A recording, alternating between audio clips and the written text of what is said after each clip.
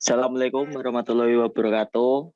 Saya dan kelompok akan mempresentasikan hasil kerja kelompok kami yang berjudul Penerapan Pancasila dalam bidang ilmu dan pengetahuan profesi. Sebelum itu, saya akan memperkenalkan anggota saya terlebih dahulu, yaitu ada Lana Mulia Zibada, NIM L200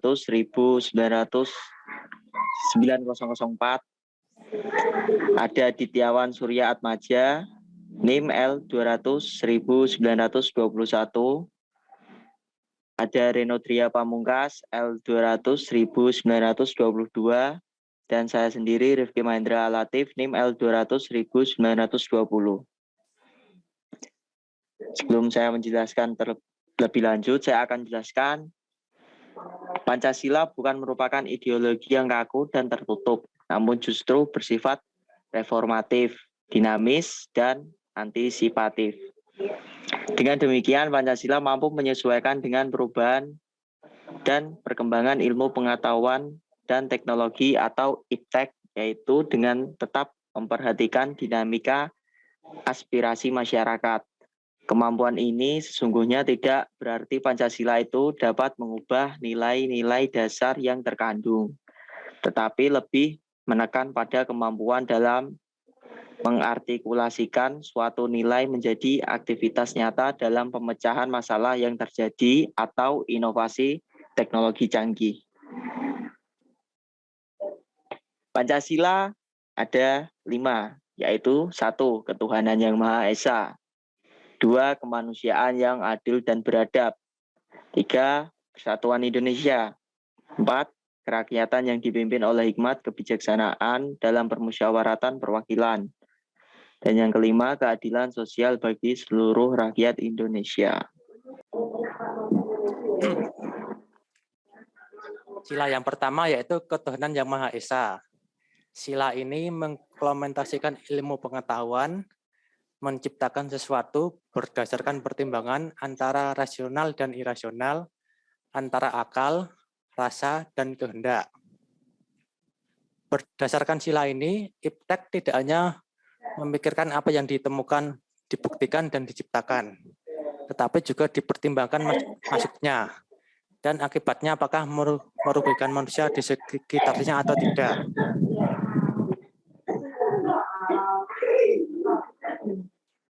Contoh penerapannya dalam bidang profesi adalah yang pertama, memiliki rasa takut kepada Tuhan, sehingga dalam melakukan kegiatan kita akan selalu berhati-hati dalam bertindak.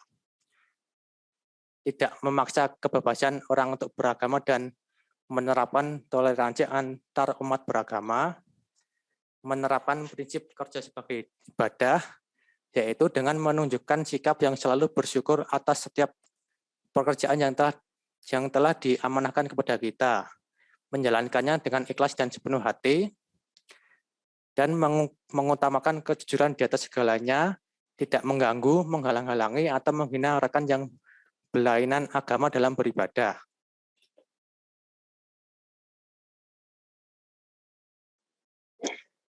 Yang selanjutnya, sila kedua, kemanusiaan yang adil dan beradab.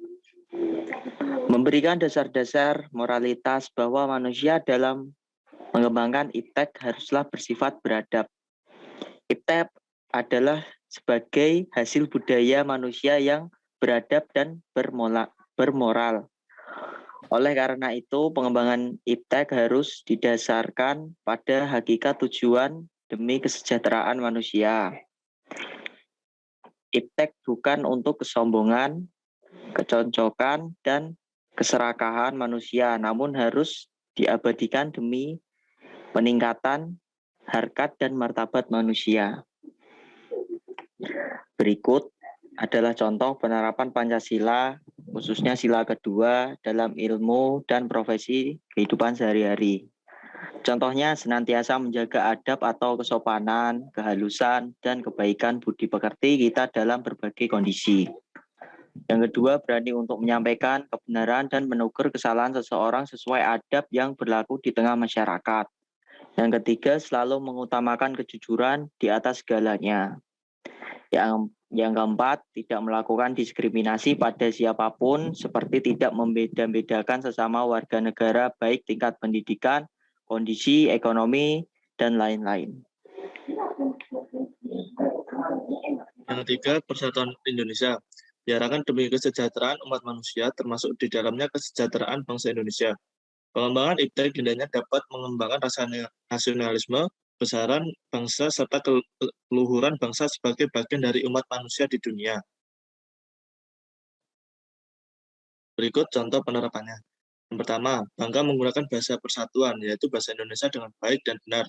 Yang kedua, saling membantu satu sama lain tanpa memandang perbedaan apapun.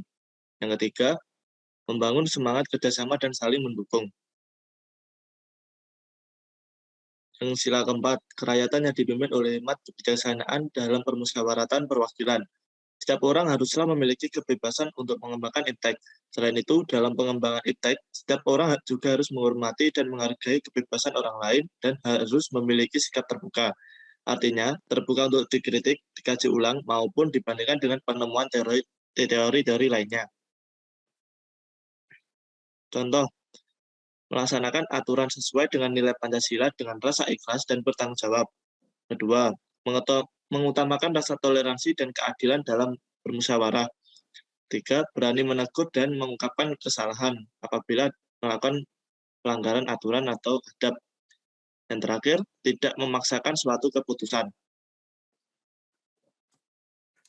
Berikutnya sila kelima, keadilan sosial bagi seluruh rakyat Indonesia.